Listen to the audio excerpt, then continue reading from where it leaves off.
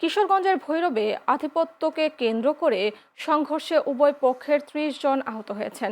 সন্ধ্যায় উপজেলার আগাননগর ইউনিয়নের লুন্দিয়া গ্রামের শেখ বাড়ি ও মোল্লা বাড়ির মধ্যে এই ঘটনা ঘটে। খবর পেয়ে ভৈরব থানা পুলিশ ঘটনাস্থলে পৌঁছে পরিস্থিতি নিয়ন্ত্রণে আনে। এই তথ্য নিশ্চিত করেছে ভৈরব থানা অফিসার আতাউর রহমান আকন্দ। স্থানীয়রা ও পুলিশ সূত্রে জানা গেছে, গতকাল বিকেলে আধিপত্যকে কেন্দ্র করে উপজেলার আগানগর ইউনিয়নের লুন্দিয়া গ্রামের মোল্লাবাড়ি ও শেখ বাড়ির মধ্যে সংঘর্ষ হয়।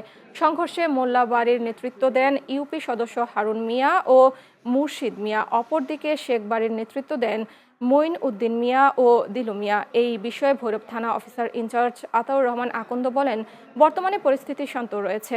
উভয় পক্ষের অভিযোগের ভিত্তিতে প্রয়োজনীয় ব্যবস্থা নেওয়া হবে। সমাবেশের মধ্যে আওয়ামী লীগের লোকেরা বাধা দিচ্ছে। প্রশাসন আপনারা যে অবশ্যই এটা